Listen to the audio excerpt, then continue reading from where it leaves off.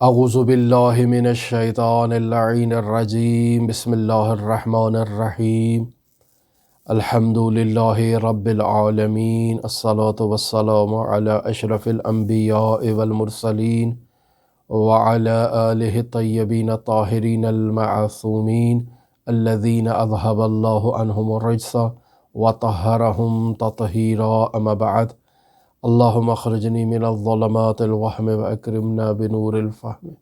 اللہم افتح علینا ابواب رحمتک وانشر علینا خزائن علومک برحمتک یا ارحم الراحمین اللہم صل علی محمد وآل محمد وعجل فرج قائم آل محمد۔ عزیزان محترم، ہماری آپ کے ساتھ گفتگو مرحوم آیت اللہ سید محمد حسین حسینیہ طہرانی کی گراں قدر کتاب رسالہ لب اللباب میں جاری تھی، اور آج اس سلسلے کے 19ویں درس کے ساتھ ہم آپ کی خدمت میں حاضر ہوئے ہیں۔ ہم نے اب تک کی گفتگو میں آپ کی خدمت میں سالک الی اللہ اور سیر و سلوک کے مراحل بیان کیے، اور عرض کیا کہ پہلے مرحلے میں ایک مسافر الی اللہ، ایک سالک، ایک سیر و سلوک کرنے والا مجاہد، جہاد بن نفس کا مجاہد، پہلے مرحلے میں اپنے نفس کو ہر قسم کی کثرات سے دور کرتا ہے تاکہ اس دنیا سے اس کی وابستگی ختم ہو جائے۔ پھر ہم نے عرض کیا کہ دوسرے مرحلے میں یہ سالک کثرات خیالیہ سے اپنے نفس کو پاکیزہ کرتا ہے، اور پھر ان دو مراحل کے بعد یہ سالک عالم روح اور عالم نفس میں داخل ہو جاتا ہے، اور پھر اس عالم روح اور نفس سے عبور کرنے کے بعد فنا، اور پھر فنا کے بعد بقا میں داخل ہوتا ہے۔ یہ ایک مکمل سرکل ہے، اس کی سیر کا پہلا مرحلہ ہے جسے یہ سالک طے کرتا ہے، اور انشاءاللہ میں اس گفتگو کے آغاز ہی میں آپ کی خدمت میں یہ بیان کرتا چلوں کہ ہماری گفتگو میں اگر پیچیدہ الفاظ آپ کو نظر آ رہے ہیں تو اس کی بنیادی وجہ یہ ہے کہ آپ ہماری گفتگو تسلسل کے ساتھ سماعت نہیں کر رہے، چونکہ ہماری گفتگو میں جو الفاظ استعمال ہو رہے ہیں، ہم نے آغاز گفتگو میں جب بھی کوئی نیا کلمہ استعمال کرتے ہیں تو کوشش کرتے ہیں کہ اس کا معنی بیان کریں، اور پھر اس کے ساتھ اس کے مترادف کلمات کو استعمال کریں تاکہ یہ بات اچھی طرح سے ان افراد تک پہنچ جائے کہ جو باقاعدگی کے ساتھ ہماری گفتگو کو سنتے ہیں۔ لہٰذا ایک طالب علم کی طرح، ایک شاگرد کی طرح بیٹھیں اور باقاعدہ ان الفاظ کو اور ان مطالب کو کسی کاپی پہ، کسی چیز پہ تحریر کر لیں تاکہ آپ کے اذہان عالیہ تک یہ بات منتقل ہو جائے، اور پھر اس کاپی سے آپ کے دل پر یہ مطالب منقوش ہو جائیں اور اچھی طرح سے آپ ان سے استفادہ حاصل کر سکیں۔ میں یہاں تذکراً اس بات کو بھی بیان کرتا چلوں کہ ہماری ان گفتگو کو سننے سے پہلے آداب المتعلمین کو ضرور سماعت کریں۔ 30 درسوں پر مشتمل وہ ایک کتاب ہے کہ جس میں ہم نے تحصیل علم کے آداب کو بیان کیا ہے۔ ایک سالک الی اللہ، ایک مسافر الی اللہ، ایک مجاہد بن نفس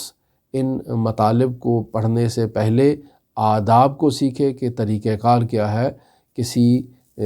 درس کو پڑھنے کا، کسی بحث کو سیکھنے کا۔ ان آداب کو سیکھنے کے بعد جب آپ ان مراحل میں داخل ہوں گے تو اسی ترتیب کے ساتھ آپ ہماری گفتگو کو سماعت کریں جس ترتیب سے ہم نے بیان کیا ہے۔ ہم بارہا اس مطلب کی طرف اشارہ کر چکے ہیں کہ جو پراکندگی کے ساتھ درس کو سننا ہے، آج آپ نے 19واں سن لیا، کل آپ نے 15واں سن لیا، پھر 16واں سن لیا، پھر 10واں سن لیا، نہیں، ایسا نہیں ہے۔ ایک ترتیب کے ساتھ آپ اس گفتگو کو اگر سماعت کریں گے تو یہ آپ کے لیے مفید اور مثمر ثمر واقع ہو سکتی ہے، اور اگر آپ ترتیب کے ساتھ سماعت نہیں کریں گے تو مثمر ثمر واقع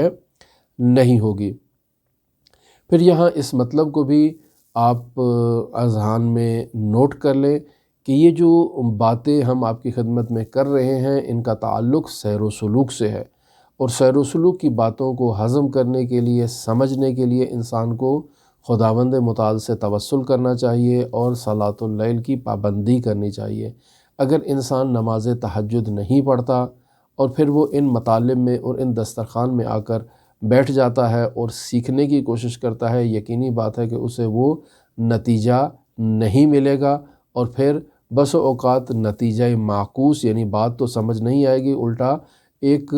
انحرافی مطلب کی طرف اس کا ذہن جو ہے وہ چلا جائے گا، جو اس کے خود کے لیے نقصان دہ ہے۔ لہٰذا ہم نے اسی سلسلے میں پہلے آداب المتعلمین آپ کی خدمت میں پیش کی ہے، اور پھر علماء کے حالات زندگی آپ کی خدمت میں بیان کیے ہیں کہ یہ علماء شیعہ ایک بلند مقام پر جو پہنچے ہیں تو انہی آداب کی رعایت کرتے ہوئے باقاعدہ انہوں نے تحصیل علم کی شرائط کو پورا کیا، اور پھر آہستہ آہستہ اپنے قلوب کو منور کیا حضرات اہل بیت علیہم الصلوۃ والسلام کے معارف سے۔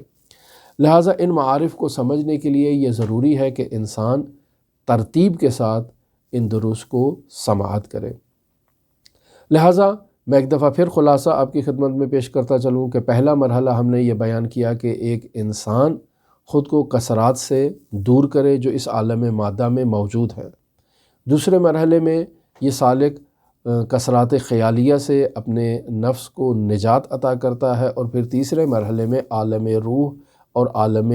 نفس میں داخل ہوتا ہے، اور پھر چوتھے مرحلے میں عالم فنا ہے، اور اس کے بعد عالم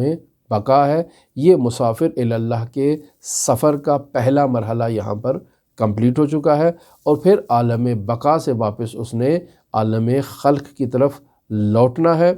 ملا صدرہ رحمۃ اللہ علیہ اور ابن عربی نے 4 اسفار کو ذکر کیا ہے اسفار اربعہ کے عنوان سے، وہ ابھی ہم اس موضوع پر گفتگو نہیں کریں گو کہ وہ بھی یہی اسفار ہیں اور انہی بحث میں شامل ہیں۔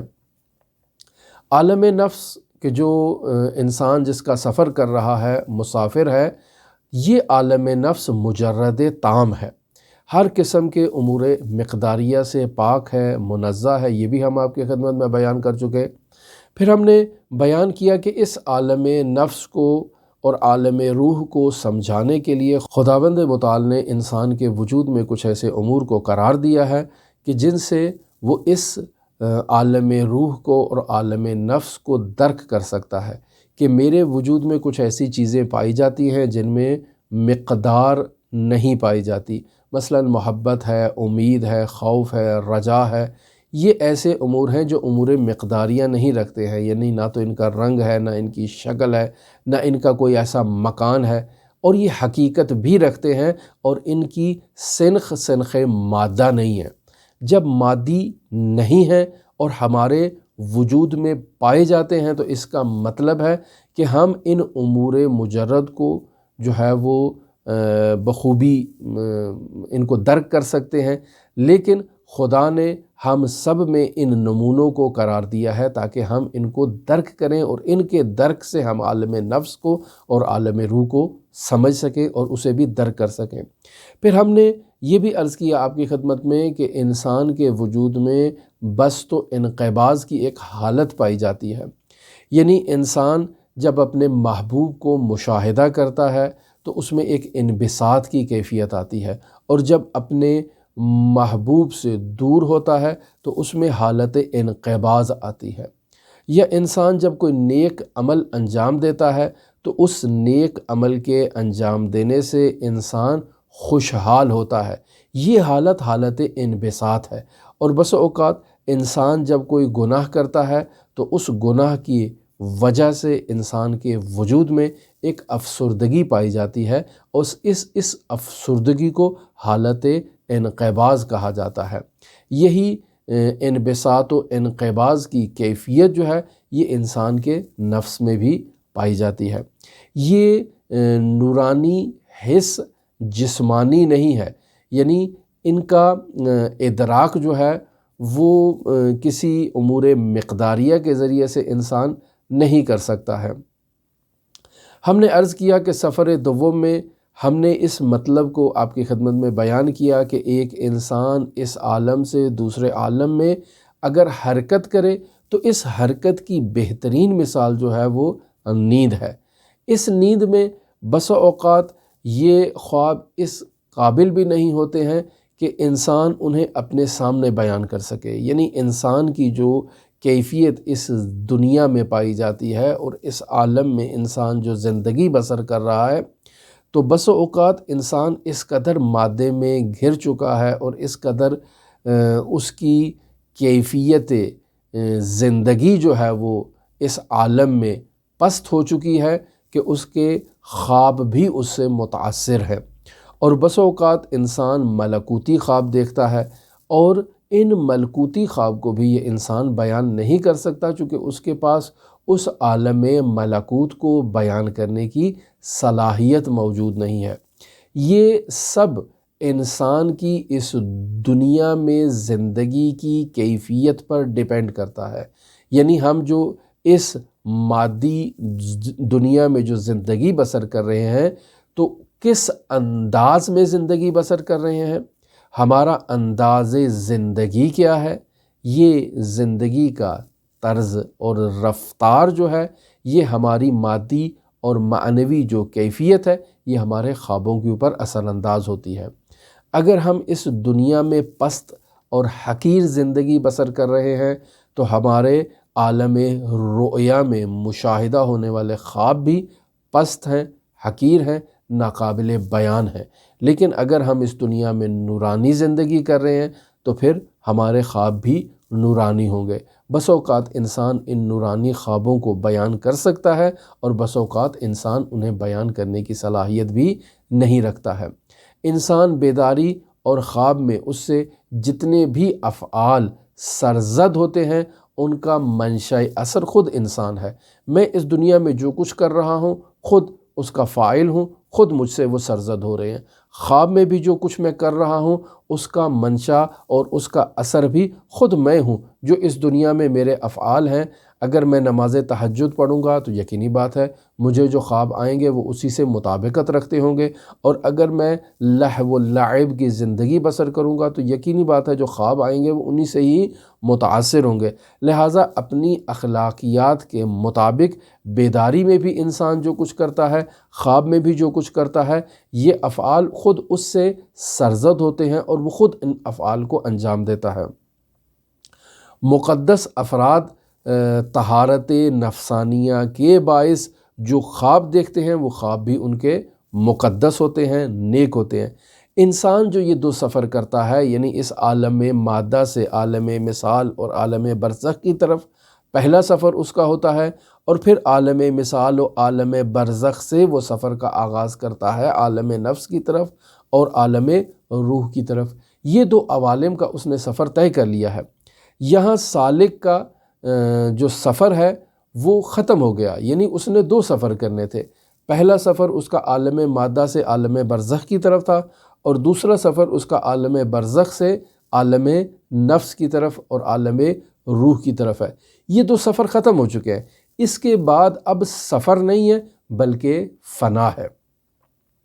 کیوں فنا ہے؟ چونکہ یہ وہ تھے کہ جس میں امور مقداریہ پائے جاتے تھے۔ اب انسان نے جو سفر کرنا ہے وہ ایک ایسے عالم میں موجود ہے کہ جہاں امور مقداریہ ہی نہیں ہے۔ جب امور مقداریہ ہی نہیں ہے تو سفر کیسا؟ لہٰذا یہاں پر مرحلہ فنا ہے، اور ہماری گزشتہ گفتگو آپ کے ساتھ اس مرحلے پر آ کر ختم ہوئی کہ فنا کی حقیقت نہایت پیچیدہ، مبہم اور ایک مغلق سی حقیقت ہے۔ لہٰذا اس حقیقت کو سمجھنے کے لیے انسان کو طہارت نفسانیہ اختیار کرنا ہوگی، اور اگر انسان اس طہارت نفسانیہ کو اختیار کرے گا تو یہ بات اس کو سمجھ میں آئے گی، اور اگر طہارت نفسانیہ انسان میں نہ ہو تو یہ باتیں انسان کے ہوش و حواس سے اوپر گزر جائیں گی، اور پھر جب وہ روایات میں حضرات ائمہ معصومین علیہم الصلاۃ والسلام کے ایسے حالات کا مطالعہ کرے گا تو یا وہ ان کی طرف غلو کی نسبت دے گا یا وہ ان حالات میں تقصیر کا شکار ہو جائے گا، اور ان دو حالتوں سے خالی نہیں ہوگا۔ لہٰذا ان چیزوں کو آپ مد نظر رکھیں۔ میں ایک مثال سے آپ کو عالم فنا کو بیان کرنے کی کوشش کروں گا، لیکن اس بات کو مد نظر رکھیں، میں مقدمتاً اس بات کو بیان کرتا چلوں کہ المثال مقرب من جہت و مبعد من جہت۔ مثال جو بیان کی جاتی ہے وہ ایک جہت سے مطلب کو آپ کے ذہن سے قریب کرتی ہے، لیکن ممکن ہے کئی جہات سے وہ اس مطلب کو آپ کے ذہن سے بعید کر رہی ہو۔ آپ نے جہت تقرب کو لینا ہے، جہت مبعد کو نہیں لینا، چونکہ آپ ایک مطلب سمجھنا چاہتے ہیں۔ لہٰذا مثال میں مناقشہ نہیں ہونا چاہیے۔ یہ اصطلاح طلبگی ہے جو حوزہ علمیہ میں طالب علموں کے سامنے بیان کی جاتی ہے۔ ممکن ہے مثال بعض جہاز سے نادرست بھی ہو، لیکن ہم ایک بات کو سمجھانے کے لیے، ایک بات کو آپ کے اذہان عالیہ کے قریب کرنے کے لیے اس مثال کا یا ایسی مثالوں کا سہارا لے رہے ہیں، تاکہ آپ کو پتہ چلے کہ ہم کیا کہنا چاہ رہے ہیں، اور یہ عالم جس کی ہم وضاحت کرنا چاہ رہے ہیں کہ عالم فنا ہے، وہ عالم فنا کیا ہے۔ مثال ایک ملموس مثال ہے کہ آپ مجھے ابھی مشاہدہ کر رہے ہیں، میرے وجود پر یہ ایک مائک لگا ہوا ہے، میں بول رہا ہوں اور میری آواز اس مائک میں جا رہی ہے، اور اس مائک کے ساتھ جو یہ تار لگی ہوئی ہے، اس تار کے ذریعے سے یہ آواز منتقل ہو رہی ہے میرے کیمرے تک۔ پھر کیمرے سے یہ آواز منتقل ہوگی اس ویڈیو کے اندر جو اس کیمرے کے اندر اس وقت ریکارڈ ہو رہی ہے۔ پھر یہی ویڈیو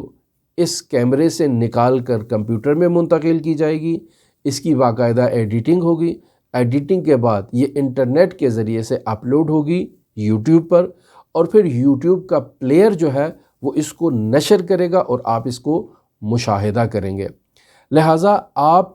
میری گفتگو کو سماعت کر رہے ہیں ان تمام مراحل سے گزرنے کے بعد جو آپ تک ابھی پہنچ رہی ہے، اور آپ اس کو ابھی اپنے کمروں میں یا اپنی جس جگہ پر بھی بیٹھ کر سماعت کر رہے ہیں، یہ ان تمام مراحل سے گزرنے کے بعد یہ میری گفتگو آپ تک پہنچی ہے۔ اب آپ اپنے کمرے میں ایک ویڈیو کو یا ایک درس کو سن رہے ہیں، کمرے میں ایک آواز گونجی، باہر سے ایک شخص آیا، اس نے پوچھا کہ یہ آواز کیسی ہے، تو آپ نے اس کے جواب میں یہ کہا کہ یہ آواز مولانا صاحب کی ہے اور اس کمپیوٹر سے نکل رہی ہے، اس کمپیوٹر کے اندر جو سافٹ ویئر ہے اس سافٹ ویئر سے نکل رہی ہے، یوٹیوب کا پلیئر اس کو چلا رہا ہے، یوٹیوب کے پلیئر کے اندر جو یہ آواز آئی ہے یہ ایک انٹرنیٹ کے ذریعے سے اپلوڈ کی گئی ہے، اور اس کا مبدا جو ہے وہ فلاں جگہ پر مودت میڈیا ہے، اس کو اپلوڈ کر رہا ہے، اور پھر اس کے مراحل سے بیان کرتا وہ مجھ تک پہنچے گا، اس مائک تک پہنچے گا، اور پھر یہ میرے الفاظ تک پہنچے گا، اور اس نتیجے پر پہنچے گا کہ بندہ حقیر جو یہاں پر بیٹھ کر گفتگو کر رہا ہے، میری یہ گفتگو ہے جو اس کمرے میں ابھی نشر ہو رہی ہے۔ پس آپ ان تمام مراحل کو میری جانب سے لیں تو طریقہ کار یہ ہے، اپنی جانب سے لیں تو آپ وہاں اس آواز سے منتقل ہوتے میرے تک پہنچیں گے۔ سوال پیدا ہوتا ہے کہ اس تمام کا منشأ اثر کون ہے؟ منشأ اثر ظاہری طور پر میرے ہونٹوں کی جنبش ہے، اور ان ہونٹوں کی جنبش سے جو الفاظ اور کلمات نکل رہے ہیں ان الفاظ سے یہ باتیں آپ تک پہنچ رہی ہیں، لیکن اس ہونٹوں کی جنبش کے پیچھے کون سی طاقت کار فرما ہے؟ وہ میرا نفس ہے جو ان کلمات کو انجام دے رہا ہے، ان الفاظ کو ادا کر رہا ہے، اور پھر یہ الفاظ آپ تک منتقل ہو رہے ہیں ایک مکمل سلسلے کے تحت، اور آپ میری اس بات کو سمجھ رہے ہیں۔ لہٰذا یہاں اس تمام سرکل کے اندر متکلم میں ہوں اور میرا نفس ہے۔ میرے اس تمام کلام کی قدر و قیمت کا آپ وزن کر سکتے ہیں اور اس کا اندازہ لگا سکتے ہیں کہ میں نے جو یہ گفتگو کی ہے کتنی حد تک میری باتیں درست ہیں اور کتنی میری باتیں جو ہے وہ نادرست ہیں، لیکن ان کی نسبت آپ کس کی طرف دیں گے؟ بندہ حقیر کی طرف دیں گے کہ اس بندے نے، اس انسان نے اس جگہ بیٹھ کر یہ گفتگو کی ہے، اور یہ گفتگو ان مراحل کے ذریعے سے اب آپ تک پہنچی ہے۔ بس آپ نے اس کی تمام کی نسبت کس کی طرف دی؟ بندہ حقیر کی طرف، میری طرف نسبت دی ہے۔ لیکن سوال یہ پیدا ہوتا ہے کہ اگر میں گفتگو تو کر رہا ہوں، لیکن میری گفتگو کے پیچھے جو منشأ اثر ذات ہے وہ میرا نفس نہیں ہے، بلکہ ایک دوسری حقیقت ہے جس نے مجھے کنٹرول کر رکھا ہے، اور اس کے کنٹرول کے نتیجے میں میں یہ گفتگو جو انجام دے رہا ہوں یہ انجام دے رہا ہوں۔ پس میرے ہونٹوں کی جنبش کے پیچھے جو منشأ اثر ہے وہ میرا نفس نہیں ہے، بلکہ ایک اور حقیقت ہے جو بول رہی ہے اور اس کے کلمات کو میرے الفاظ جو ہیں وہ ادا کر رہے ہیں اور میری زبان سے جو ہے وہ جاری ہو رہے ہیں۔ ایک یہ طریقہ کار ہے۔ تو یہاں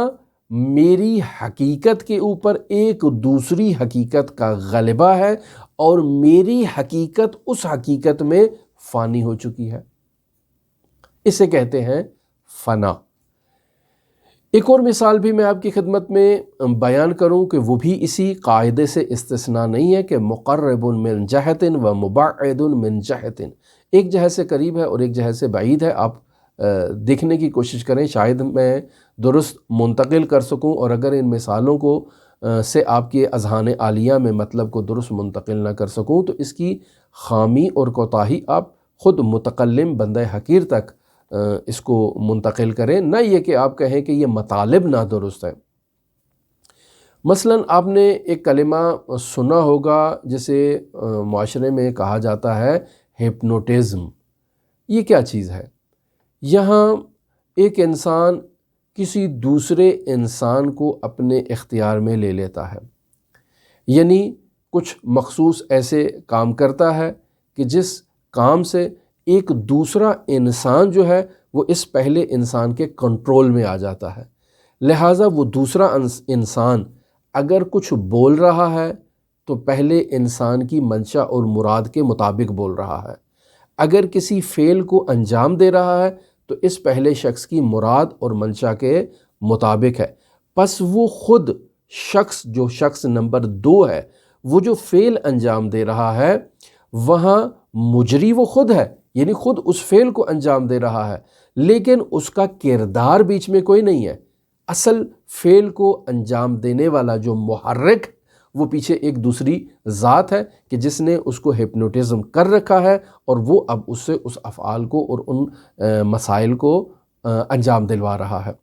تو ان 2 مثالوں سے ہم اس بات تک پہنچنے کی کوشش کر رہے ہیں کہ بسو اوقات ایسا ہوتا ہے کہ انسان کے نفس پر ایک دوسری طاقت حاکم ہو جاتی ہے اور اس میں انسان کا نفس جو ہے وہ مغلوب ہو جاتا ہے، اس پر غلبہ ایک دوسری طاقت کا ہے اور ایک دوسری حقیقت کا ہے۔ اگر یہ غلبہ اس قدر زیادہ ہو کہ یہ انسان بیچ میں خود ختم ہو جائے اور اس دوسری طاقت کا منشا قرار پائے، یعنی اس کا کلام اس کا کلام ہو، اس کا فعل اس کا فعل ہو، تو اس چیز کو اور اس کیفیت کو اور اس حالت کو حالت فنا کہتے ہیں۔ یعنی انسان سب کچھ جو ہے وہ خداوند متعال کی راہ میں خود کو ختم کر دے۔ اب اگر انسان خود کو ختم کر دے خداوند متعال کی راہ میں تو اس کی زبان سے جاری ہونے والے کلمات خود اس کے نہیں ہیں، خداوند متعال کے ہیں، اور اس کے وجود سے صادر ہونے والے تمام کے تمام افعال اس کے اپنے نہیں ہیں، خداوند متعال کے ہیں۔ ایک دوسرے مطلب کی طرف بھی میں یہاں پر اشارہ کرتا چلوں اور پھر آتا ہوں دوبارہ اس عالم فنا کی طرف۔ توجہ فرمائیے گا کہ انسان جس عالم میں ہوتا ہے انسان اس عالم کی خصوصیات کو بیان کرتا ہے۔ عالم تجرد میں ہو تو اس عالم تجرد کی خصوصیات کو یہ انسان اپنے لیے بیان کرتا ہے۔ یعنی کیا کہے گا؟ یعنی کہے گا آپ اس انسان سے پوچھیں کہ بھئی اپنا تعارف کرواؤ، یہ انسان کہاں پر ہے؟ یہ انسان عالم تجرد میں ہے۔ تو جب اپنا تعارف کروائے گا تو کہے گا میں ایک مجرد اور نورانی حقیقت ہوں، میرے اندر کسی قسم کی جسمانی خصوصیات نہیں پائی جاتی ہیں۔ اب جب یہ اس طرح سے اپنا تعارف کروائے گا تو وہ افراد جو عالم کثرت میں موجود ہیں وہ اسے دیکھ کے کہیں گے کہ یہ تو دیوانہ ہے، یہ تو پاگل ہے، یہ کیسی بات کر رہا ہے، یہ کہہ رہا ہے کہ میں مجرد ہوں، میں ایک نورانی مخلوق ہوں، جبکہ ہم دیکھ رہے ہیں کہ یہ ہمارے ساتھ بیٹھا ہوا ہے، اس کے جسم سے بدبو بھی آ رہی ہے، اس نے پسینہ بھی آیا ہوا ہے، اس نے کھانا بھی کھایا ہے، اور یہ جو چیزیں اس سے سرزد ہو رہی ہیں ہم اس کو دیکھ رہے ہیں، یہ کیسے مجرد ہو سکتا ہے؟ یہ تو دیوانہ ہو چکا ہے۔ ہم در حقیقت اپنی حقیقت کو گم کر چکے ہیں، یعنی ہمیں معلوم ہی نہیں ہے کہ ہماری حقیقت کیا ہے۔ آج میں اس عالم مادہ میں ہوں تو آپ مجھ سے میرا تعارف پوچھیں گے تو میں آپ کو اس عالم مادہ کی خصوصیات کے ذریعے سے اپنا تعارف کرواؤں گا کہ میں فلان ہوں، فلان کا بیٹا ہوں، فلاں جگہ پر زندگی کرتا ہوں، فلاں پراپرٹی کا مالک ہوں، فلاں جگہ سے میں نے تعلیم حاصل کی ہے، فلاں لوگ مجھے جانتے ہیں، یہ جگہ میرا شناختی کارڈ ہے۔ یہ عالم مادہ اور عالم کثرت کی جو خصوصیات ہیں، میں ان خصوصیات سے اپنا تعارف کروا رہا ہوں۔ خوب، اگر میں خواب میں ہوں، یعنی عالم مثال میں ہوں، اور آپ عالم مثال میں اگر میرا تعارف مجھ سے پوچھیں گے تو میں اپنا تعارف اس عالم مثال کی خصوصیات سے آپ کی خدمت میں بیان کروں گا۔ عالم تجرد میں ہوں اور آپ عالم تجرد میں میرا مجھ سے تعارف پوچھیں گے تو میں عالم تجرد کی کیفیات سے آپ کی خدمت میں اپنا تعارف کرواؤں گا۔ اور اگر میں عالم فنا میں ہوں اور وہاں آپ مجھ سے میرا تعارف پوچھیں گے تو میں اس عالم فنا کی کیفیات کو مد نظر رکھتے ہوئے اپنا تعارف کرواؤں گا۔ یہ نہایت ہی سخت مرحلہ یہاں پر آ جاتا ہے، نہایت ہی پیچیدہ مرحلہ یہاں پر آ جاتا ہے۔ مثلا وہ شخص جو عالم فنا میں موجود ہے، آپ اس شخص سے پوچھیں کہ بھی تم اپنا تعارف کرواؤ، تو یہ شخص کہے گا کہ میں اللہ کا اسم ہوں، میں اللہ کا علم ہوں، میں اللہ کی قدرت ہوں، میں اللہ کا قہر ہوں، میں ہی حی و قدیر ہوں۔ اب جب یہ شخص ان الفاظ سے اپنا تعارف کروائے گا تو وہ انسان جو اس عالم فنا میں موجود نہیں ہے، اس عالم فنا سے پہلے کے مراحل میں موجود ہے اور وہ وہاں بیٹھ کر اس کو مشاہدہ کر رہا ہے، بالخصوص عالم کثرت کا انسان جب ان باتوں کو سنے گا تو وہ یہ کہے گا کہ یہ شخص کفریات بک رہا ہے، یہ شخص وہ کلام کہہ رہا ہے جس کا یہ مصداق نہیں ہے۔ یہ ظاہر ہے اس قسم کی مشکلات میں مبتلا یہ ہوگا، اور اس شخص کے لیے ان مسائل کو درک کرنا کہ جو ان عالم فنا کی کنڈیشن کو اور عالم فنا کی کیفیت کو نہیں سمجھ پاتے ہیں، ان کے لیے نہایت ہی دشوار ہے۔ یہاں ہم ایک حدیث قدسی کا سہارا لیں گے تاکہ ہماری بات آپ کے قریب پہنچ سکے اور آپ اس عالم فنا کی کیفیت کو درک کر سکیں۔ یہ ہمارا بیان نہیں ہے، حدیث قدسی ہے۔ رسول خدا صلی اللہ علیہ وآلہ وسلم خود اللہ تبارک و تعالی سے بیان کر رہے ہیں اور نقل فرما رہے ہیں۔ عنوان حدیث اگر دیکھا جائے تو اس حدیث کو حدیث قرب نوافل و فرائض کے عنوان سے یاد کیا جاتا ہے۔ میں پہلے بھی اس حدیث کو ایک جگہ آپ کی خدمت میں بیان کر چکا ہوں، آج پھر اس حدیث کو بیان کرتا ہوں، لیکن جہاں ہمارا شاہد مثال ہے اس تک پہنچ کے پھر میں آپ کو عالم فنا کی کیفیت کو وہاں سے بیان کروں گا۔ مثلا توجہ فرمائیں، حدیث کا متن کیا ہے۔ بسم اللہ الرحمن الرحیم، رسول خدا صلی اللہ علیہ وآلہ وسلم ارشاد فرما رہے ہیں، لما اسری بالنبی قال یا رب ما حال المؤمن عندک۔ جب رسول خدا صلی اللہ علیہ وآلہ وسلم معراج پر تشریف لے گئے تو خداوند متعال کو مورد خطاب قرار دیتے ہوئے رسول خدا صلی اللہ علیہ وآلہ وسلم نے سوال کیا کہ یا رب، اے میرے پروردگار، ما حال المؤمن عندک، ایک مومن کا تیرے نزدیک کیا حال ہے اور کیا مقام ہے۔ قال یا محمد، خداوند متعال نے رسول خدا صلی اللہ علیہ وآلہ وسلم کو مخاطب قرار دیا اور فرمایا، اے محمد، من احان لی ولیا، اے محمد، جو کوئی بھی میرے کسی دوست، کسی ولی، کسی مومن کی اہانت کرتا ہے، فقد بارزنی بالمحاربت، تو اس نے مجھے جنگ کے لیے پکارا ہے،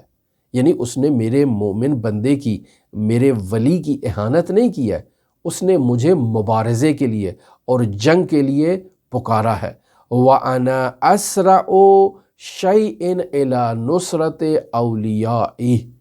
اور میں سب سے زیادہ تیز، اسرع، ہر شے سے بھی زیادہ تیز اپنے ولی کی نصرت اور مدد کے لیے سب سے زیادہ تیز جاتا ہوں اور جا کر اپنے ولی کی نصرت اور تائید کرتا ہوں۔ خوب، یہاں تک بات بھی ٹھیک ہو گئی۔ پھر فرماتا ہے وما ترددت عن شيء انا فاعله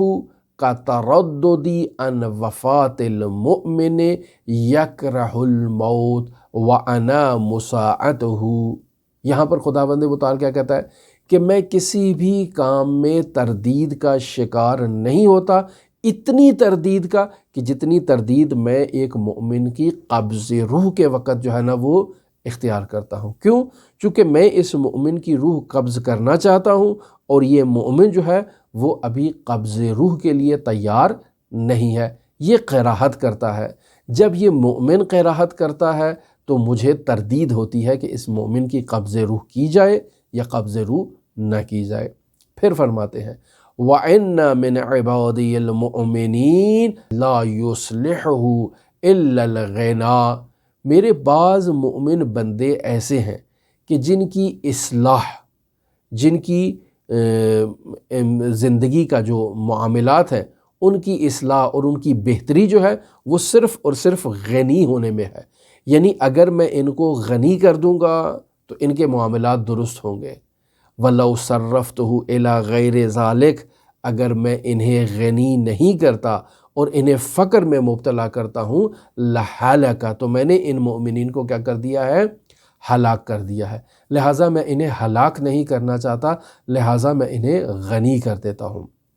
میرے بعض مومن ایسے ہیں وَإِنَّ مِنْ عِبَادِيَ الْمُؤْمِنِينَ، میرے بعض مومن بندے ایسے ہیں مَنْ لَا يُصْلِحُهُ إِلَّا الْفَقْرَ، کہ جن کی اصلاح کا دار و مدار صرف اور صرف فقر میں ہے۔ وَلَوْ صَرَّفْتُهُ إِلَى غَيْرِ ذَلِكَ لَحَلَكَ، اور اگر میں نے انہیں فقر سے کسی دوسری چیز میں مبتلا کر دیا تو میں نے اپنے ان مؤمن بندوں کو ہلاک کر دیا۔ پھر اس کے بعد خداوند متعال یہاں پر قرب نوافل کی جو حدیث کا ٹائٹل ہے وہ اس پیراگراف کی وجہ سے ہے وَمَا يَتَقَرَّبُ إِلَيَّ عَبْدٌ مِّنْ عِبَادِي بِشَيْءٍ أَحَبَّ إِلَيَّ مِمَّا افْتَرَضْتُ عَلَيْهِ، اور میرا کوئی بھی بندہ کسی بھی چیز سے میرا تقرب حاصل نہیں کرتا جو میرے نزدیک محبوب ہو اس شے سے کہ جو میں نے اس بندے پر فرض کیا ہے، یعنی فرائض سے زیادہ محبوب شے جس کو یہ بندہ انجام دیتا ہے۔ فَإِنَّهُ لَيَتَقَرَّبُ إِلَيَّ بِالنَّوَافِلِ حَتَّى أَحِبَّهُ، یعنی یہ میرا مومن بندہ جو ہے یہ میرا تقرب اختیار کرتا ہے، کس کے ذریعے سے؟ بالنوافل،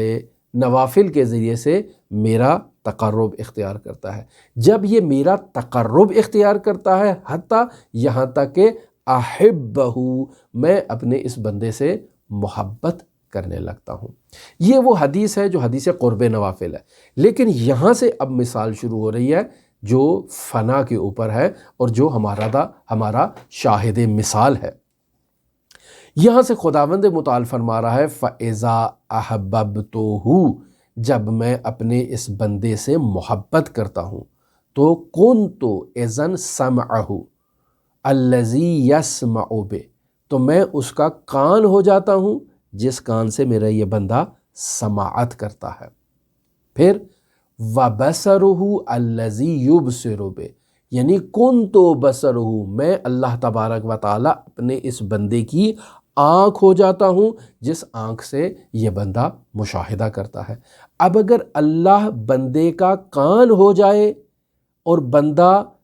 جو سن رہا ہے وہ اللہ کے کان سے سنے، اپنے کان سے نہ سنے، تو پھر دنیا کی کوئی ایسی بات نہیں ہے جو اس بندے کی سماعت میں نہ آئے۔ یہ بندہ اللہ کا بندہ ہے، یہ بندہ اللہ کا ولی ہے۔ کوئی سرگوشی ایسی نہیں ہے جو ایک شخص کسی دوسرے کے کان میں کر رہا ہو اور اللہ کا ولی، اللہ کا بندہ اس سرگوشی کی طرف متوجہ نہ ہو، اگر متوجہ ہونا چاہے تو۔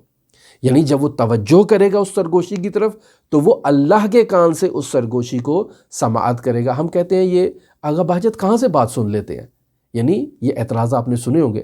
بھئی ہم یہاں بیٹھ کر بات کر رہے ہیں، آغا بہجت کو کیسے پتہ چل گئی اس بات؟ چونکہ آغا بہجت نے اللہ کے کان سے اس آواز کو سماعت کیا ہے۔ آقا بہجت نے کیسے دیکھ لیا کہ میں نے یہ کام کیا ہے؟ وَكُنْتُ بَصَرُهُ، میں اس کی آنکھ ہو جاتا ہوں، الَّذِي يُبْصِرُ بِهِ، جس سے وہ بصارت کرتا ہے۔ پس اللہ کے ولی سے کوئی چیز مخفی نہیں ہے۔ یہ ہے وہ چشم برزخی جس کی طرف آپ مطالب میں پہلے سماعت کر چکے ہیں۔ کیا یہ مرحلہ یہیں تک ہے؟ نہیں۔ وَلِسَانُهُ، یعنی كُنْتُ لِسَانُهُ، اللہ کہتا ہے میں اس بندے کی زبان بن جاتا ہوں، الَّذِي يَنْطِقُ بِهِ، کہ جس زبان سے میرا یہ بندہ نطق کرتا ہے اور گفتگو کرتا ہے۔ لہٰذا اللہ کے اولیاء کی زبان سے جاری ہونے والے کلمات پتھر پر لکیر کی مانند ہوتے ہیں۔ مثلا یہ جو آپ کہتے ہیں کہ بھئی ہم فلاں ولی کے پاس گئے، اس نے ہمارے حق میں دعا کی اور بس اس کا دعا کرنا تھا کہ ہماری مشکل جو ہے وہ ایسے جیسے کن فیاکون ہو گیا ہو اور ہماری تمام مشکل جو ہے وہ برطرف ہو گئی ہے۔ کیوں؟ چونکہ اس کی لسان الہی ہے، اب اس کی اپنی زبان نہیں ہے۔ کیا مرحلہ یہیں تک ہے؟ نہیں۔ وَكُنْتُ يَدَهُ، یعنی میں اس کا ہاتھ ہو جاتا ہوں، الَّتِي يَبْطِشُ بِهَا، کہ جس ہاتھ سے وہ اشیاء کو تھامتا ہے اور اپنی گرفت میں لیتا ہے۔ اب یہاں تک مرحلہ ختم ہو گیا؟ نہیں۔ ان دعانی احببتہ، وہ مجھ سے دعا کرتا ہے تو میں اس دعا کو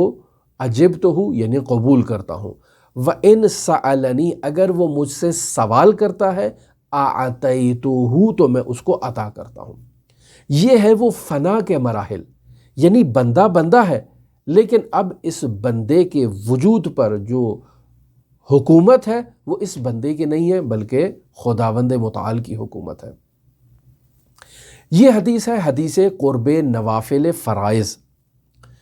اگر آپ اس حدیث کو شیعہ منابع روائی میں، حدیث بالکل صحیح ہے،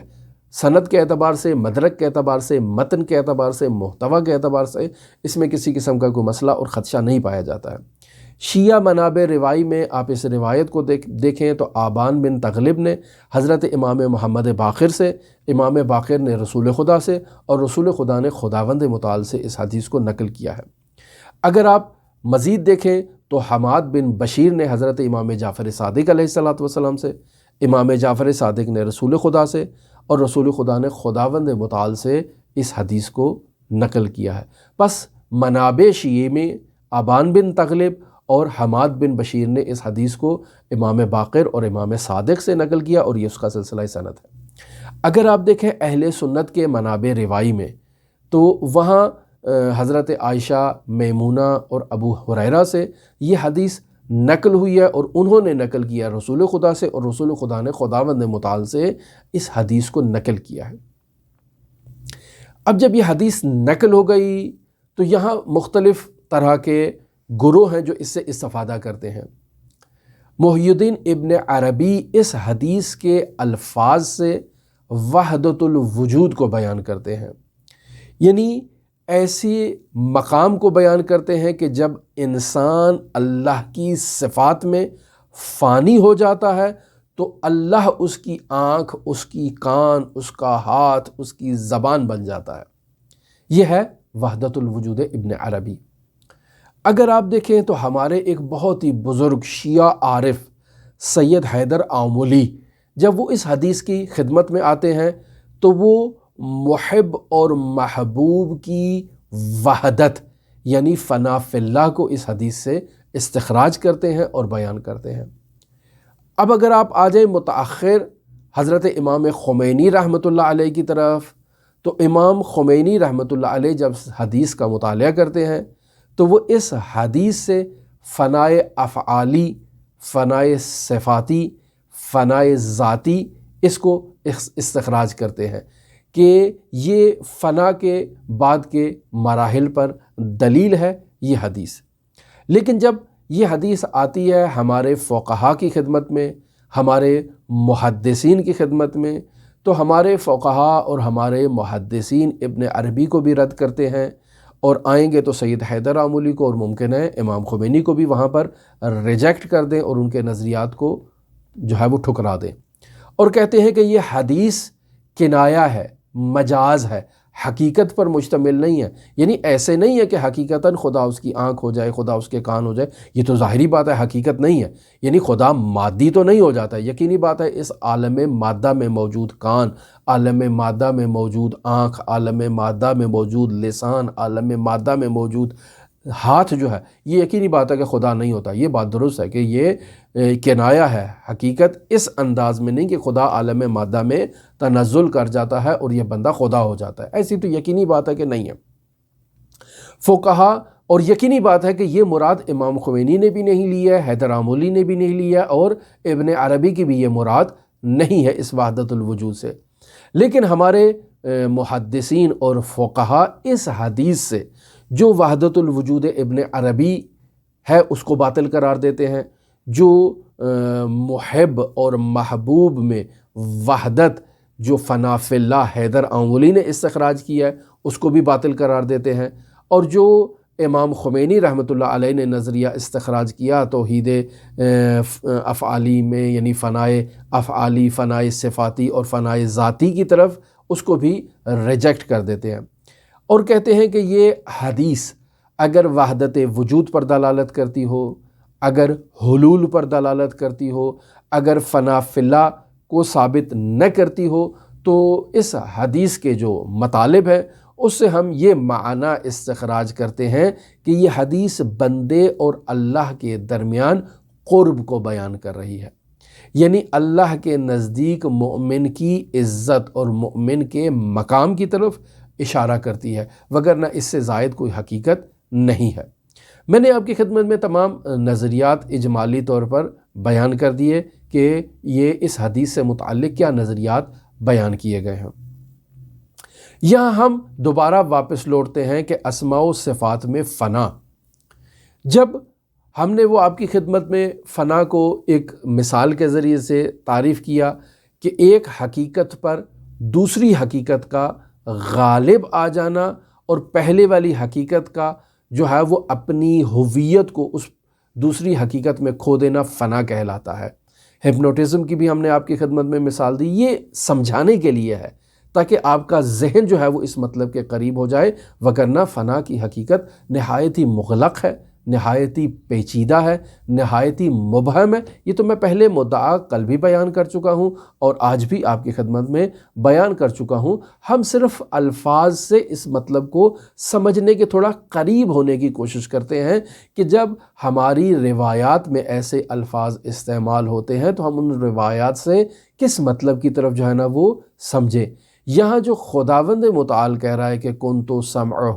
کنتو بصرہ، کنتو لسانہ، کنتو یدہ، تو یہاں اس فنا کی طرف اشارہ کیا جا رہا ہے، یعنی اب اس بندے کی آنکھ اپنی آنکھ نہیں رہی ہے، بلکہ وہ آنکھ اب میری آنکھ ہو چکی ہے۔ وہ اس چیز کو مشاہدہ کرے گا جس کو میں مشاہدہ کرنا چاہتا ہوں، وہ اس چیز کی سماعت کرے گا جسے میں سننا چاہتا ہوں، وہ اس کلمات سے نطق کرے گا جن کلمات کو میں جاری کرنا چاہتا ہوں۔ پس میری حقیقت اس بندے، اس عبد کی حقیقت پر غالب آ چکی ہے، جیسے ہم نے مثال دی ہپنوٹزم کی، جیسے ہم نے مثال دی آپ کی خدمت میں ہماری ذات پر اگر کوئی دوسری حقیقت غالب آ جائے تو یہ جو الفاظ میری زبان سے جاری ہو رہے ہیں یہ گویا کہ جاری تو میری زبان سے ہوئے ہیں، لیکن یہ لسان بندے نہیں بلکہ لسان اللہ ہی بن جائے گی۔ یہ آنکھ عین اللہ بن جائے گی، اذن اللہ بن جائے گی، لسان اللہ بن جائے گی۔ لہٰذا روایات میں جو یہ کلمات ہیں یہ اس فنا کی کنڈیشن کو بیان کرنا چاہتے ہیں۔ لہٰذا آپ دیکھیں کہ اس عالم اسماء و صفات میں حضرات اہل بیت علیہم الصلاۃ والسلام کیا فرماتے ہیں نحن واللہ الاسماء الحسنی، اللہ کی قسم ہم ہی وہ اسماء حسنی ہے۔ پس اسماء الہی عالم بالا کے حقائق ہیں، یعنی روایت میں جو بیان ہو رہا ہے اور روایات جس مطلب کی طرف نشاندہی کر رہی ہیں کہ خداوند متعال نے عالم کو خلق کرنے کے لیے سب سے پہلے جس چیز کو خلق فرمایا وہ اسماء الہی کو خلق کیا، اور پھر بعد میں خداوند متعال نے ان اسماء الہی کے ذریعے سے اس تمام عالم امکان کو جو ہے نا وہ جاری اور ساری کیا۔ اب اگر حضرت امام صادق علیہ الصلاۃ والسلام فرمائے کہ وہ اسماء جن سے خداوند متعال نے اس عالم امکان کا یہ سارا کا سارا بساط جو ہے وہ پہن کیا ہے، وہ اسماء الہی واللہ نحنو واللہ اسماء الحسنہ، اللہ کی قسم وہ اسماء حسنہ ہم ہیں، تو اس کا مطلب ہے کہ حضرت امام جعفر صادق علیہ الصلاۃ والسلام فرمانا چاہ رہے ہیں کہ ہم آدم کی خلقت سے پہلے تھے، ہم آسمان و زمین کی خلقت سے پہلے موجود تھے۔ تو جب امام صادق ان الفاظ کو جاری کر رہے ہیں تو میں جو عالم کثرت میں موجود ہوں، میں اس حقیقت کو درک نہیں کر پاؤں گا۔ یقینی بات ہے میرے لیے بدہضمی ہوگی اور میں غلو کا فتویٰ دوں گا، میں ان روایات کے غلط ہونے کا فتویٰ دوں گا۔ یہی وہ گناہ ہے اور یہی وہ معصیت ہے جس کی طرف مرحوم آیت اللہ بہجت اشارہ فرماتے ہیں اور فرماتے ہیں کہ اعتقادات میں معصیت نہیں کرو۔ ہمیں حضرت امام جعفر صادق علیہ آلاف و تحیت و ثنا کی زبان مبارک سے جانی ہونے والے کلمات کو سمجھنا چاہیے اور پھر ان کی حقیقت کو درک کرنا چاہیے۔ اسی طرح سے حضرت سید الاوصیاء امیر المؤمنین علی ابن ابی طالب علیہ آلاف و تحیت و ثنا سے بھی بعض ایسے کلمات نقل ہوئے ہیں کہ جو ہمارے قوت ہاضمہ میں خرابی کے باعث ہمیں سمجھ میں نہیں آتے ہیں۔ مثلاً فرماتے ہیں کہ انا سر الاسرار، انا شجرۃ الانوار، انا دلیل السماوات، انا انیس المصبحات، انا علانیت المعبود، انا الظاہر مع الانبیاء، انا سبب الاسباب، انا الاول والآخر والظاہر والباطن، انا واضع الشریعہ۔ یہ اس قسم کے الفاظ، میں ان کی سندی بحث میں نہیں جانا چاہتا ہوں، لیکن ان الفاظ کو ہم جو عالم کثرت میں موجود ہیں، ہمیں یا گناہوں کی وجہ سے سمجھ میں نہیں آ رہے، یا عالم کثرت کی وجہ سے یہ الفاظ ہمیں سمجھ میں نہیں آ رہے ہیں۔ اگر بالفرض مان لیا جائے کہ یہ الفاظ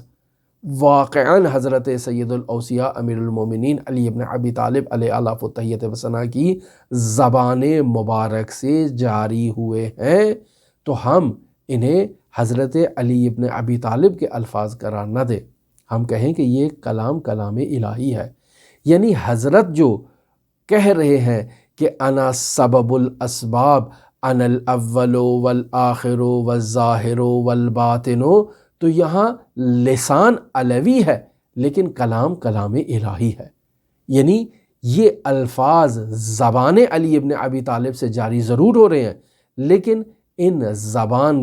الفاظ کے پیچھے جو زبان ہے اور زبان کے پیچھے جو الفاظ ہیں وہ الفاظ علی ابن ابی طالب کے نہیں بلکہ ایک بالاتر حقیقت کے ہیں، اور علی ابن ابی طالب اس حقیقت میں فنا ہو چکے ہیں، اور اس حالات فنائیہ میں علی ابن ابی طالب کی زبان مبارک سے یہ کلمات جاری ہو رہے ہیں۔ حلول بھی نہیں ہے، یہاں حلول تو حتماً بیان نہیں کر رہے ہیں، لیکن اس طرح سے اگر آپ ان کلمات کو سمجھنے کی کوشش کریں گے تو امام جعفر صادق علیہ الصلاۃ والسلام کی بات بھی سمجھ میں آ جائے گی،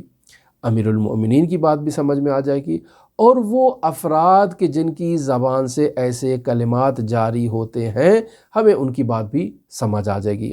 ہم لوگ جو حقیقت کو نہیں سمجھتے ہیں، ہم حضرات اہل بیت علیہ الصلاۃ والسلام کی حقیقت کو صرف حقیقت مادیہ سمجھتے ہیں، اور یہی جو ابدان کی حقیقت ہے یہی سمجھتے ہیں، لہٰذا ہم ان حقائق کو درک نہیں کر پاتے ہیں۔ لہٰذا جب علی ابن ابی طالب ان کلمات کو اپنی لسان مبارک سے جاری کریں، حضرت صادق آل محمد ان الفاظ کو اپنی زبان سے جاری کریں، تو ہم فوراً تاریخی کتابیں اٹھا کر دیکھتے ہیں کہ یار حضرت امام جعفر صادق کی ولادت کون سی تاریخ کو ہوئی تھی، امام جعفر صادق کے والد کون تھے، ان کی والدہ کون تھی، ان کی شہادت کون سی تاریخ کو ہوئی۔ جب ہم ان کلمات کو مشاہدہ کرتے ہیں تو پھر ہم کہیں کہ یہ تو کہہ رہے ہیں کہ میں اسماء حسنہ ہوں، تو یعنی یا حدیث جھوٹ ہے یا کلمات نادرست ہے، فوراً اس طرف سے ہم فتویٰ دینا شروع کر دیں گے۔ یا حضرت سید الاوصیاء نے جب ان کلمات کو ادا کیا تو فوراً ہم ان کے شجرہ نسب میں چلے جاتے ہیں کہ یہ جو کہہ رہے ہیں انا الاول انا الآخر انا الظاہر انا الباطن،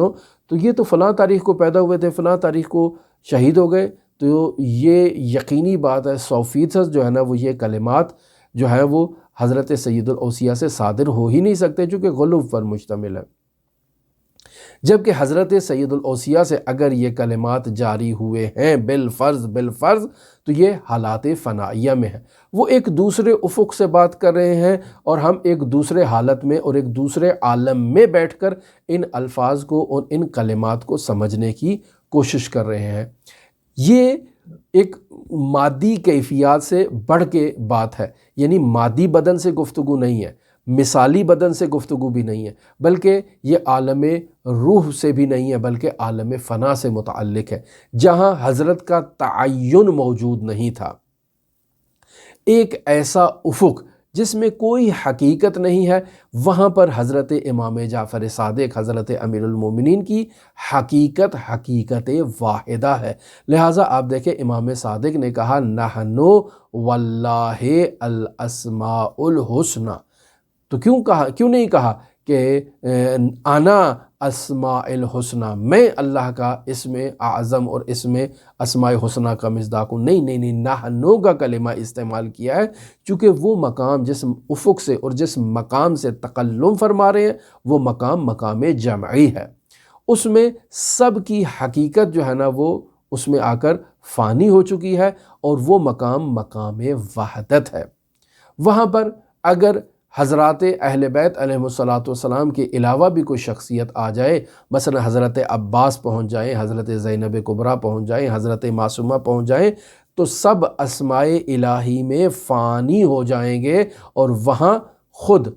خداوند متعال ہے جو ظہور رکھتا ہے، اور خود خداوند متعال ہے کہ جو ان کلمات کو اپنے بندوں سے جاری کروا رہا ہے۔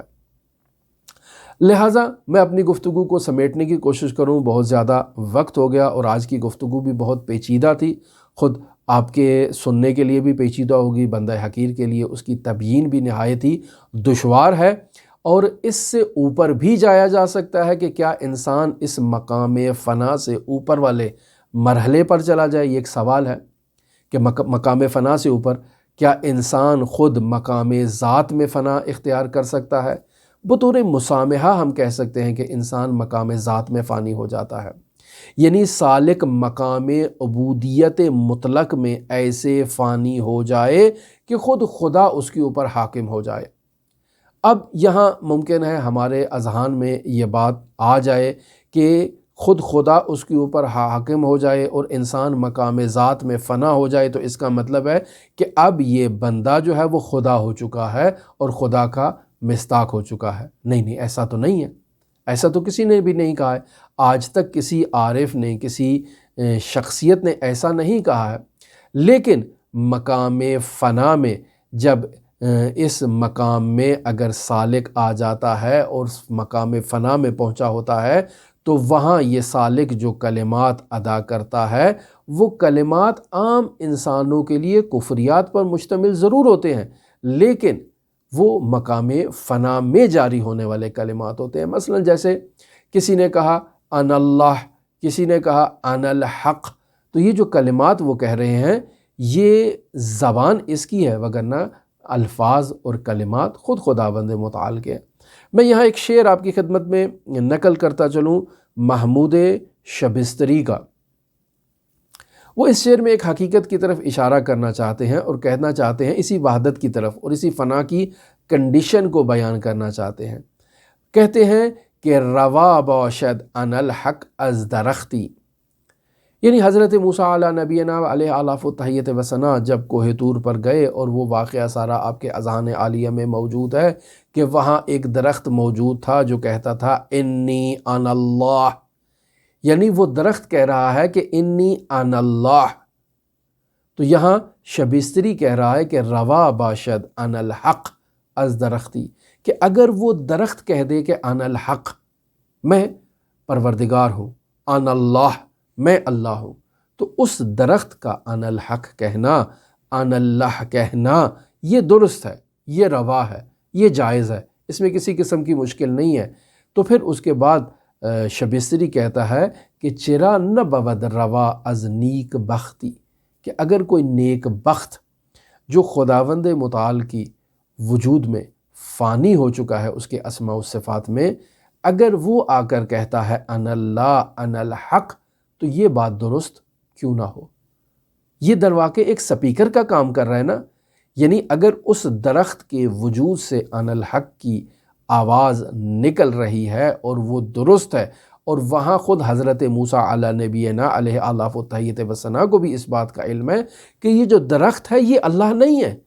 بلکہ اس درخت سے جاری ہونے والے کلمات اللہ تبارک و تعالیٰ کے ہیں۔ تو اگر یہ بندہ جو خارج میں موجود ہے یہ کہہ رہا ہے ان الحق، تو ہم یہاں یہ بات ماننے کے لیے تیار کیوں نہیں ہیں کہ یہ بندہ نہیں کہہ رہا ہے، بلکہ اس بندے کے پیچھے جو ذات ہے وہ ذات کہہ رہی ہے ان الحق۔ اگر یہ بندہ کہہ رہا ہے اور اس سے یعنی فاعل یہی ہے، تو یہ تو کافر ہے، اس شخص کو تو قتل کر دینا چاہیے، اس کو تو دار پہ آویختہ کر دینا چاہیے، وہ تو شریعت کا حکم ہے، وہ تو بات درست ہے اپنی جگہ پر۔ لیکن اگر اس کی ذات فانی ہو چکی ہے اور اس کی ذات سے جو کلمات جاری ہو رہے ہیں وہ کلمات اس کے نہیں بلکہ ایک بالاتر حقیقت کے ہیں، تو پھر یہ ایسے ہی ہے کہ روا باشد ان الحق از درختی، چرا نبود روا از نیک بختی۔ تو یہ اسی مطلب کی طرف اشارہ کرنا چاہ رہے ہیں۔ لہٰذا پھر میں آتا ہوں اس شبہے کی طرف کہ جو شبہ میں نے بیان کیا کہ بعض لوگ سمجھتے ہیں کہ مقام فنا میں عرفا کا یہ عقیدہ ہے کہ انسان اللہ ہو جاتا ہے۔ کس نے کہا؟ یہ بات بالکل غلط ہے، آج تک کسی عارف نے ایسا دعویٰ نہیں کیا، اور اگر کوئی عارف یہ دعویٰ کرتا ہے تو 100% غلط ہے۔ فنا کا مطلب کیا ہے؟ فنا کا مطلب ہوتا ہے نیستی، فنا کا مطلب ہے نہ ہونا، اصلاً کچھ نہ ہو جانا، ختم، کچھ نہیں ہے۔ سالک کا خدا ہونا یہ محالات میں سے ہے، ایسا ممکن ہی نہیں ہے۔ سالک کا خدا ہونا ممکن ہی نہیں ہے، محالات میں سے ہے۔ سالک کا عالم اسماء اور عالم صفات تک پہنچنا یہ بھی ممکن نہیں ہے، چونکہ اس عالم اسماء و صفات میں تو حضرات اہل بیت علیہ السلام ہے۔ جب انسان سالک نہایت عبودیت اور ذلت کے مقام پر فانی ہو جاتا ہے تو وہ خود پر جو ہے وہ حاکم نہیں ہوتا ہے، اب اس کے وجود پر اس کی اپنی حکومت نہیں ہے بلکہ اس کے اوپر خداوند متعال کی حکومت ہے۔ اللہ کا اسم اس کے اوپر حاکم ہے، اللہ کی صفت اس کے اوپر حاکم ہے، اللہ کا فعل اس کے اوپر حاکم ہے، وہ خود نہیں ہے۔ کان اللہ ولم یکن معہ شیء، یعنی ایک زمانہ ایسا تھا کہ اللہ تھا اور اس کے ساتھ کوئی اور چیز موجود نہیں تھی۔ کیا ابھی بھی ایسا ہے؟ الان کا مکان، ابھی بھی ایسے ہی ہے۔ منشأ ظہور اگر خداوند متعال ہے تو خدا ہے، بندہ نہیں ہے، بندے سے کوئی چیز صادر نہیں ہو رہی ہے، بندہ جو ہے وہ فانی ہو چکا ہے۔ لہٰذا بقا بعد فنا، یعنی اس عالم بقا میں جو فنا کے بعد ہو رہی ہے اور اس بندے کی بقا ہے، کیا یہ تنزل اختیار کر رہا ہے بندہ؟ یعنی فنائے تام کے بعد جب سالک واپس لوٹتا ہے تو اس مقام کو ہماری دینی اصطلاح میں مقام مخلص کہا جاتا ہے۔ اس کی تفصیلی بحث اسی کتاب میں باقاعدہ آیت اللہ تہرانی بیان کر رہے ہیں۔ یعنی اس شخص کے لیے کہا جائے گا کہ جو بقا باللہ کے مقام پر فائز ہے، وہاں اس کا تعین ختم ہو جائے گا، وہاں دوبارہ یہ شخص جو ہے وہ اس تعین کے ختم ہونے کے بعد دوبارہ اپنے اندر واپس آئے گا اور ادراکات جسمانیہ میں یہ بندہ واپس لوٹ آئے گا، اور سالک کے واپس لوٹنے کے بعد آیا سوال یہ پیدا ہوتا ہے کہ اس کا اتصال ربوبی جو ہے وہ منقطع ہو چکا ہے؟ نہیں، اس کا اتصال منقطع نہیں ہوا، بلکہ اس کے حالات فنائیہ جو ہے وہ آنے جانے والی چیز ہے، اس کا خداوند متعال سے رابطہ جو ہے وہ متصل ہوگا، برقرار ہوگا، منقطع ہو جائے گا، متصل ہوگا، منقطع ہوگا۔ یہ حالات فنائیہ اس کے آنے جانے والی چیز ہے۔ ایک معروف و مشہور واقعہ بھی میں پہلے بھی بیان کر چکا ہوں، ابو درداء کا ہے، جسے آپ ملاحظہ فرمائیں کہ جاتا ہے حضرت سید الاوصیاء امیر المومنین علی ابن ابی طالب کے پیچھے دیکھتا ہے کہ حضرت کسی نخلستان میں جا رہے ہیں اور وہاں پر حضرت کی جان کو خطرہ ہو سکتا ہے، پیچھے جاتا ہے دیکھتا ہے حضرت دعا کر رہے ہیں، مناجات کر رہے ہیں، اور اچانک حضرت کی آواز منقطع ہو جاتی ہے، قریب جاتا ہے، جا کر مشاہدہ کرتا ہے تو حضرت جو ہے نا وہ ایسے جیسے ان کے بدن سے روح جو ہے وہ ختم ہو چکی ہے۔ فوراً دوڑتا ہوا آتا ہے، آ کر حضرت صدیقہ طاہرہ فاطمہ زہرا سلام اللہ علیہا سے بیان کرتا ہے تو حضرت فرماتی ہیں کہ تو حضرت علی کا جو ہے وہ معمول ہے، اکثر ایسی حالت ان کے اوپر رونما ہوتی ہے۔ تو یہ وہ حالات فنائیہ ہیں جو حضرت سید الاوصیاء امیر المومنین علی ابن ابی طالب کے ساتھ رونما ہوتے ہیں۔ یہ حضرات ائمہ معصومین علیہم الصلاۃ والسلام رسول خدا صلی اللہ علیہ وآلہ وسلم بیمار ہو گئے۔ اب بیمار ہوئے ہیں تو کیا ان پر کسی وائرس نے اٹیک کر دیا، جیسے آج کل یہ کرونا وائرس آیا ہوا ہے اور حرم مطہر کو بھی انہوں نے بند کیا ہوا ہے، کیا یہ کرونا وائرس کا اٹیک ائمہ معصومین علیہم الصلاۃ والسلام پر ہوتا ہے؟ اوائل اس وائرس میں ایک مزاحیہ گفتگو بھی آپ کی خدمت میں بیان کروں اور بات کو ختم کروں۔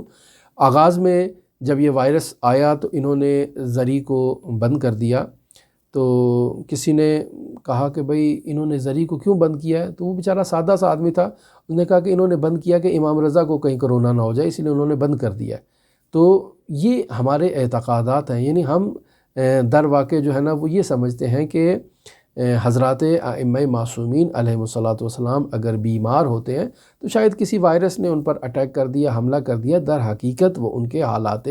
فنائیہ ہوتے ہیں کہ جب ان کے اوپر غلبہ توحیدی ہو تو اس غلبہ توحیدی کے نتیجے میں ان کا بدن جو ہے وہ اس کی توان نہیں رکھتا، کمزور ہو جاتا ہے، اور ان پر یہ آثار بیماری جو ہے وہ رونما ہوتے ہیں۔ لہٰذا یہ وہ مطالب ہیں جنہیں درک کرنے کے لیے طہارت نفسانیہ کا ہونا نہایت ہی ضروری ہے۔ بہت طولانی گفتگو ہو گئی، اور یہ فنا کی کنڈیشن کو جو میں نے آج آپ کی خدمت میں بیان کیا ہے، میں ایک دفعہ پھر اس بات کو آپ کی خدمت میں نقل کرتا چلوں کہ نہایت ہی پیچیدہ، نہایت ہی مبہم اور مغلق قسم کی یہ ایک کیفیت ہے۔ ہم نے مثالوں کے ذریعے سے بیان کرنے کی کوشش کی آپ کی خدمت میں تاکہ آپ کو یہ بات سمجھ میں آئے، اور پھر ہم نے آپ کی خدمت میں یہ بیان کیا کہ روایات میں وہ جو حدیث قدسی میں بیان ہوا کہ کنتو سمعہ و لسانہ و یدہ و بصرہ و اذنہ، یہ جو بیان ہوا یہ در واقع اسی حالات فنا کو بیان کرنے کے لیے کہ جب بندہ خداوند متعال کے اس قدر قریب ہو جاتا ہے کہ یہ بندہ خود کو خدا میں جو ہے وہ فانی کر دیتا ہے اور خدا کی حقیقت کا اس بندے کے اوپر غلبہ ہو جاتا ہے، تو اب یہ اس چیز کو مشاہدہ کرتا ہے جسے اللہ دیکھنا چاہتا ہے، اس چیز کو سنتا ہے جسے اللہ سننا چاہتا ہے، اس کلام کو زبان سے جاری کرتا ہے جسے اللہ جاری کرنا چاہتا ہے، اس کے تمام وجود میں اسی کا ظہور ہوتا ہے۔ تو یہ کفر بھی نہیں ہے۔ لہٰذا اگر ایسے موقع پر یہ بندہ ان الحق کی آواز بھی بلند کرے تو یہ خود نہیں کہہ رہا، بلکہ اس کے پیچھے کوئی اور طاقت کار فرما ہے جو اس کو کہہ رہی ہے۔ لیکن وہ افراد جو عالم کثرت میں موجود ہیں، یقینی بات ہے وہ اس بات کو درک نہیں کر پائیں گے اور اس کے لیے کفر کا فتویٰ دیں گے، اور فوراً ایسے ہی سیالکوٹ والا واقعہ آ جائے گا اور اسے مار مار کے جو ہے نا وہ اس کا جو ہے وہ اس کو ہلاک کر دیں گے۔ تو یہ وہ کیفیات ہیں کہ جسے سمجھنے کے لیے پہلے انسان کو طہارت نفس کی ضرورت ہے، نماز تہجد کی ضرورت ہے، اور پھر اس شبہے کو اپنے ذہن سے نکال دیں کہ کوئی ایک ایسا عارف نہیں ہے جس نے یہ کہا ہو کہ بندہ خدا ہو جاتا ہے۔ وہ عارف نہیں، وہ جاہل آدمی ہے۔ بندہ کبھی بھی خدا نہیں ہوتا ہے، حتیٰ کہ اسماء کا بھی مظہر نہیں ہوتا، چونکہ اسماء کے مظہر تو حضرات ائمہ معصومین علیہم الصلاۃ والسلام ہیں۔ نحن واللہ الاسماء الحسنی، اس کی کیا وضاحت تھی؟ میں نے آپ کی خدمت میں بیان کر دی کہ نحنو کا کلمہ بھی اس وجہ سے بیان کیا کہ وہاں پر وہ ہستیاں وحدت کا شکار ہو جاتی ہیں۔ ہماری دعا ہے کہ خداوند متعال ہمیں ان باتوں کو سمجھنے کی توفیق عطا فرمائے۔ میں حضرت علی بن موسیٰ الرضا علیہ الاف التحیۃ و ثنا کی بارگاہ میں اور ان کے حرم مطہر میں آپ تمام سننے والوں کے لیے دعا گو بھی ہوں، نائب الزیارہ بھی ہوں، اور آپ اس گفتگو کو بار بار سنیں۔ اگر کہیں پیچیدگی ہے، کہیں بات ہم درست بیان نہیں کر سکے تو آپ ہمیں تذکر دے سکتے ہیں، ہم کوشش کریں گے اس کی اصلاح کریں، اور یہ سلسلہ انشاءاللہ آپ کے ساتھ جاری رہے گا۔ آپ ہمارے ساتھ رہیے گا۔ اللہم صلی علی محمد و آل محمد وعجل فرج قائم آل محمد۔